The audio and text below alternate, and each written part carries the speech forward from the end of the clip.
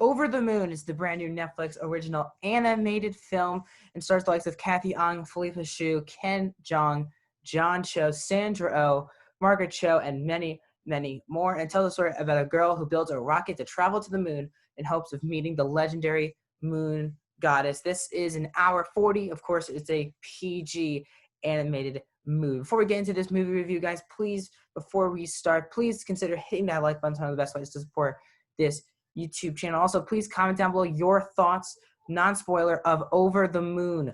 Let us know, is this one of your favorite movies of the year? Does this continue that good trend of Netflix animated movies? Let me all that non-spoiler fashion in the comment section down below, and let's get into the review. So I was really, really pumped for this movie. It's got a lot of press at film festivals, and Netflix has now have a track record of pulling out some really good animated movies.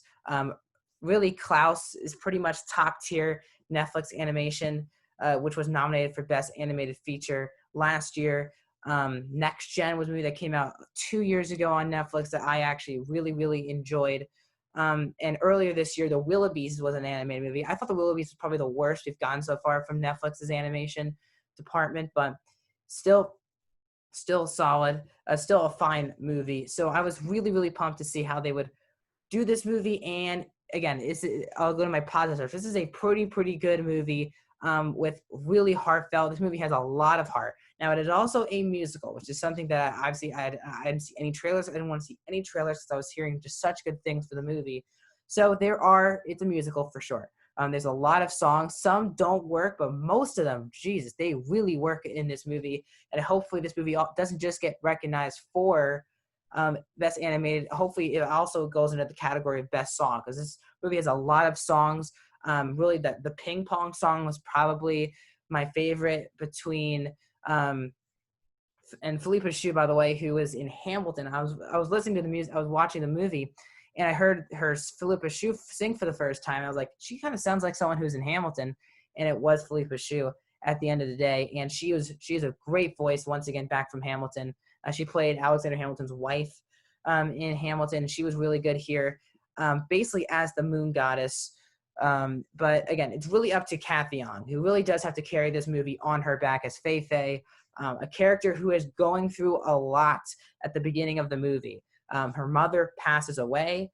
It's just down to her, and her mom told her to believe in this moon goddess her whole life, and then she passes away. And 4 years later, her dad, played by John Cho, already is kind of trying to move on. He finds a new woman, and she has a kid named Chin, who's voiced by Robert G. Chu, and she isn't really buying into having a stepmom, a stepbrother, and she's not really moved far past her mother.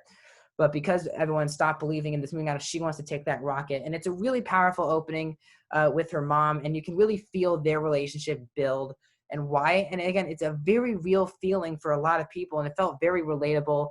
The fact that she just isn't ready to have all of this thrown out of her, to have a new mom, to have a new brother, to have a brother. She was an only child.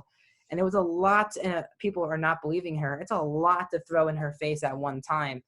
And it just shows you a very good lead. Now, the best way to compare this movie to a movie, now, I'm not saying it's on that level, but for me, that would be Coco.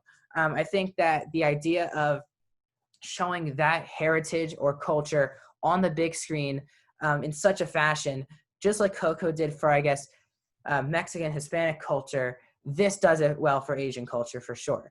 In a very, very good way. And again, Kathy Ang does a really good job in the lead. She has a couple songs that I think are fine, but don't really hit me as hard. Go to the Moon was actually a really, really good song as well in here. Ken Jeong steals his scenes for the most part. He plays Gobi, who's that green dog right there. He's not in the movie a lot, but when he's in it, he does do a lot of funny stuff. And he's a really fun character.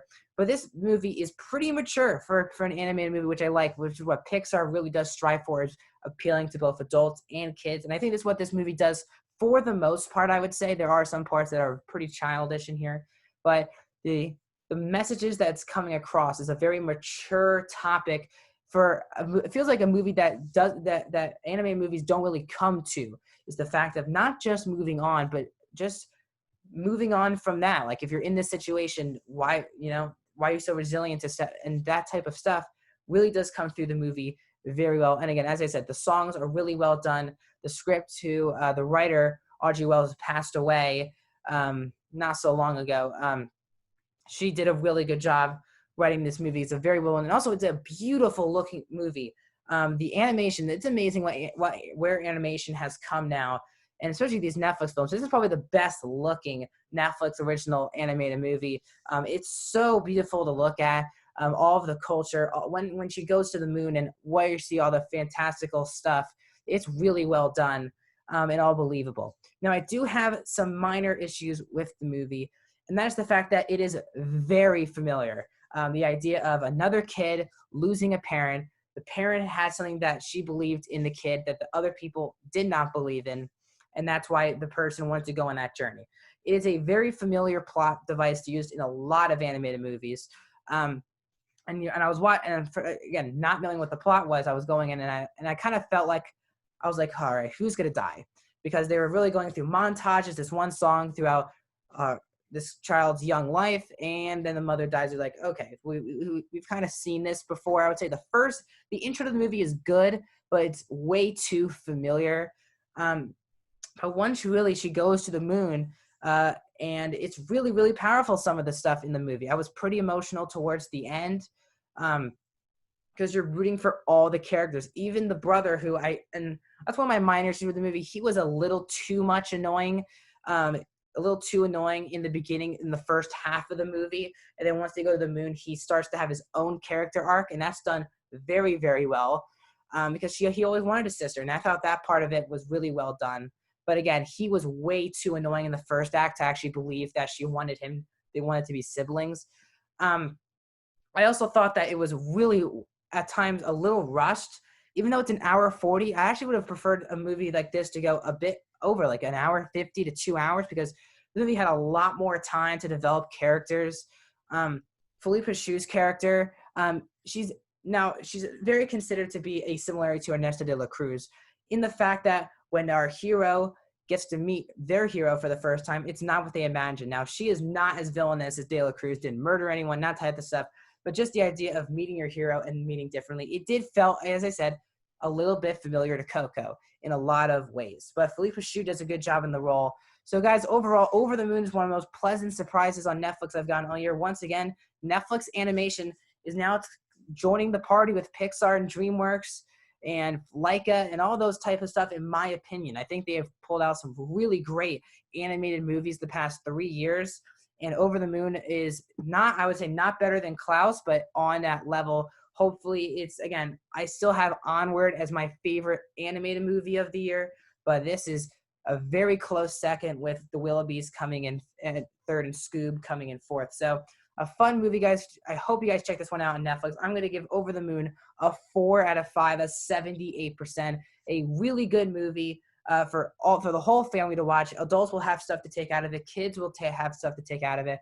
A fun movie for everyone. Before we end this video, please like, share, subscribe, ring that bell. I'll have some more reviews this week. I had 5 movie reviews this past week, so really, really busy. So I should be off YouTube now until Wednesday is what it's looking like. That's when a new Netflix movie will drop. And then Friday, I'll be getting my spoiler reviews every Friday for each episode of The Mandalorian. So kinds of fun stuff coming to the show. So you guys gotta subscribe and ring that bell so you're notified on which videos. I've reviewed 4 of the past movies. I'll put those in the description below. Also, if you want to follow me on social media, that's also in the description below. If you like Netflix movie reviews, they'll pop up right next to my head. Go down a rabbit hole and check me out. See you guys in the next one.